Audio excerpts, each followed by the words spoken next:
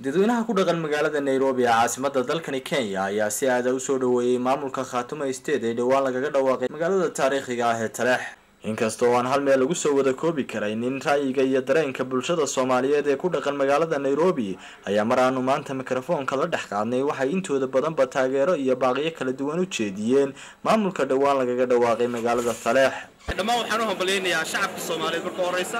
marlabaad waxaan u hambaleynayaa shacabka reer Simalkasta joogaan waxaan u sheegayaa wax yar ayaa haray guusha waa dhowda reer SCU wax yar baa haray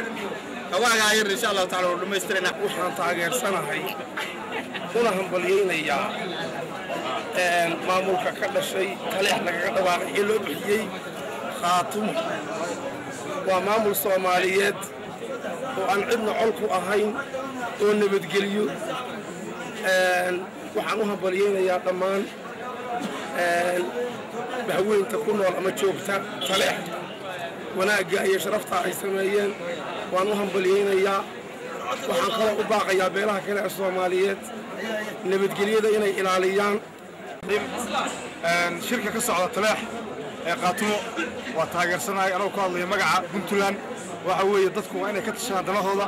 beesha dhulbaante waxaan leenahay waa dad xor ah fikirkooda maskaxdooda xor ah waa in ay wax ayagu ay ku midaysan yihiin ay isku raacaan waxaan leenahay Somaliland oo dad Soomaaliyeed hay iska daayaan dadka inay qasbaan oo ay yiraahdaan fikirkeena nagu raaca Soomaaliya waa Soomaaliya maamulada waa jira maamulka la yiraahdo Khartoum ma taageersanahay waxaan leenahay Somaliland ay ku ekaada deegaamadiina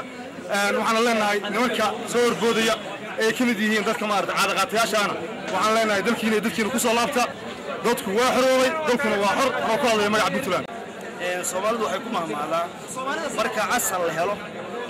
marka farac la helo ayaa asalka la helo Soomaalidu waxaan leeyahay asalkii maanta la hayaa anigu beelka hadlimaayo qabiil ka asalkii maanta la hayaa inta meesha isugu tagtay waa asalkii Soomaaliyeed asalka marka la helo farac la helaa nin dagaalamo iyo nin aan dagaalamin iyo nin qayliye iyo nin buuqa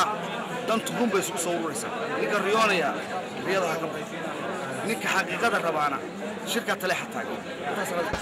isku soo wada duubo maamulkan ayaa waxa uu la mid noqon doonaa maamuladii hore uga jiray gudaha dalka Soomaaliya waxaana la filayaa in dhawaan la dhameystiro golayaasha uu maamulkaasi ka koobnaan doono si loo soo doorto madaxweynaha maamulkaasi hogaamin doona Cabdiraxmaan Soomaali Royal